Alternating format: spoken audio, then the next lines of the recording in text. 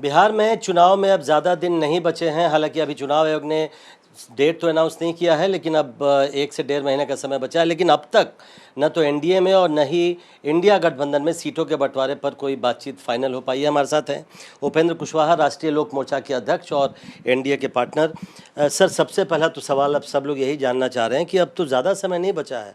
लगता है आप लोगों ने सीटों का काम बिल्कुल 11th आवर में, जब सामने आ जाए चुनाव, तब आप लोग अनाउंस करेंगे। देखिए, इसकी ज़रूरत कब पड़ती है कि कौन पार्टी किस सीट पर लड़े, कौन उम्मीदवार हो, इसकी ज़रूरत पड़ती है नॉमिनेशन के समय।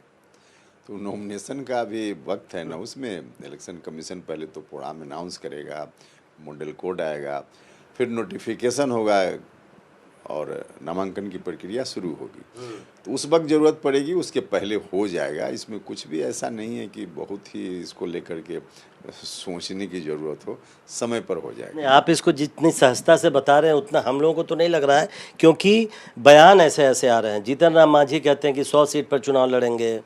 चिराग पासवान की पार्टी से कभी कभी इस तरह की बातें सुनने को मिलती हैं। तो कैसे हम लोग मान लें कि सब कुछ ठीक है? नहीं नहीं, देखिए, बिल्कुल स्वाभाविक है। हर पार्टी, चाहे किसी गठबंधन में हो, उसकी कोशिश रहती है कि ज़्यादा से ज़्यादा जगह पर हमारी पार्टी की ओर से उम्मीदवारी हो। ये सबके लिए है। तो मांझी जी बोल रहे हैं या चिराग जी बोल रहे हैं, इसमें कुछ भी अननेचुरल जैसा नहीं है। बीजेपी नहीं चाहती है कि हम ज़्यादा सीट पर लड़ें, जेडीयू नहीं चाहता है कि ज़्यादा सीट पर लड़ें, या दूसरे गठबंधन में चले जाइए आप, कांग्रेस आरजेडी, सब पर यही बात लागू होती है। तो इसलिए कोई अगर कह रहा है कि इतनी सीटों पर हमने तैयारी की है, हम लड़ना चाहते हैं, तो इसमें क्या दिक्कत है। लेकिन हाँ, सबके बाद जो तय होगा, फाइनल तो वही माना जाएगा। तो जब तय होगा तब की बात है। अभी लोग बोल रहे हैं, इसमें क्या दिक्कत है। नहीं, तो आपको लगता है कि ये दबाव बनाने के लिए कह रहे हैं, मांझी जी हो, चिराग पासवान हो? अब क्यों बोल रहे हैं, इसका कारण तो वही बता पाएंगे ना। क्यों बोल रहे हैं, इसके पीछे उनकी क्या मंशा है, वही बताएंगे।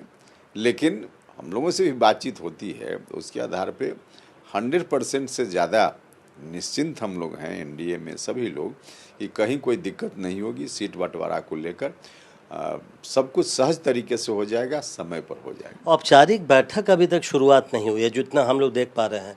अब पर्दे के पीछे बात हो रही हो कुशवाहा जी, तो हम लोग को नहीं पता, लेकिन औपचारिक बैठक आखिर कब तक शुरू होगी? हम लोग पूछते हैं तो पता चलता अभी तक तो बातचीत भी नहीं शुरू हुई है सीटों के बंटवारे पर। हाँ, बिल्कुल ठीक बात है। औपचारिक बैठक की शुरुआत अभी नहीं हुई है। तो अभी तो वाइस प्रेसिडेंट का चुनाव था, उसके बाद अब संयोग से प्रधानमंत्री जी का प्रोग्राम भी बिहार में लग गया था। फिर दशहरा का समय आ गया, तो हमको लगता है दशहरा की समाप्ति तक इंतजार करना चाहिए, उसके बाद बातचीत की आप लोग चाहेंगे जल्द से जल्द इसकी शुरुआत हो बातचीत की?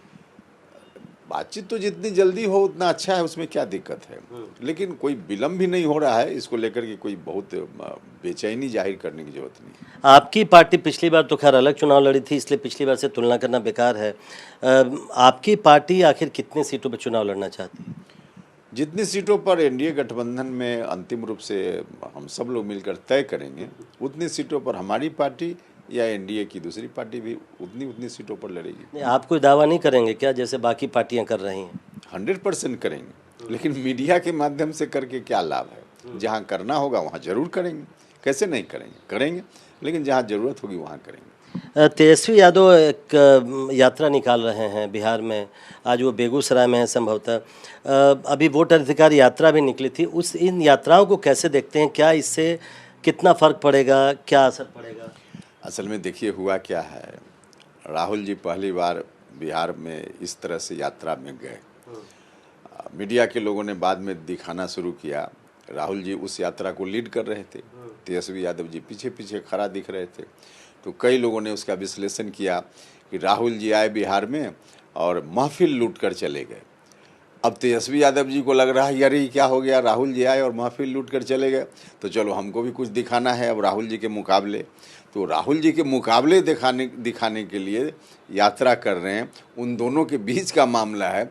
इससे अभी चुनाव में कोई लाभ पॉलिटिकल राहुल जी को मिलेगा या इनको मिलेगा, कहीं से दूर दूर तक इसका कोई मतलब नहीं है। दोनों यात्राओं से आपको लगता नहीं है ये जो मुद्दा है वोट चोरी का, जिसको कांग्रेस पार्टी और तमाम पार्टियां कह रही हैं, इसका कोई असर नहीं पड़ेगा आपको लगता है? देखिए, एक्चुअल में मुद्दा ही नहीं है। कहीं से जो चोरी का लोग आरोप लगा रहे हैं, हमने तो बार बार कहा है, बाकी बिहार से बाहर के राज्यों में क्या है मुझको नहीं मालूम, लेकिन बिहार में जो एसआईआर की शुरुआत हुई तो उसमें हमने कहा कि अगर कहीं इन लोगों को लगता हो, जैसा कि लोग बोल रहे थे कि टारगेट करके इंटेंशनली महागठबंधन के वोट को डिस्टर्ब करने की दृष्टि से एसआईआर होगा, नाम काटा जाएगा, हमने बार बार कहा है और आज भी कह रहे हैं कि वैसा अगर कहीं इंटेंशनली टारगेटेड वोटर्स को डिलीट किया गया हो तो 100-200 किसी गांव के लोग हैं वैसे तो लाएं मीडिया के सामने और बताएं कि देखिए ये 100 लोग हैं जो महागठबंधन को वोट देने वाले थे, इनका नाम काट दिया गया। तो ऐसा हो तो बताएं, तो ऐसा है ही नहीं।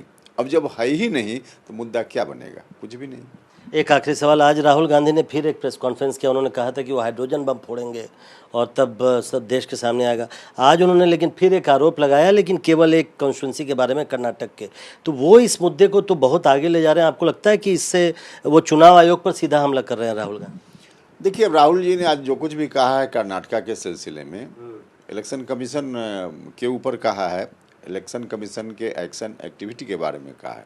इलेक्शन कमीशन इसके लिए जवाब देगा, वही उत्तरदायी है जवाब देने के लिए। जो कुछ भी उन्होंने कहा है इसमें हम क्या बोलेंगे। लेकिन वोट चोरी जैसी चीज़ को ये आप मानते हैं चुनाव में होता है या होता रहा है?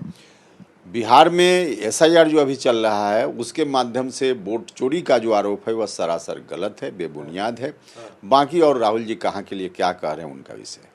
बहुत बहुत शुक्रिया। तो तमाम अटकलों के बावजूद उपेंद्र कुशवाहा का ये कहना है कि कोई दिक्कत नहीं है एनडीए में सीट बंटवारे में, जल्द ही बातचीत हो जाएगी।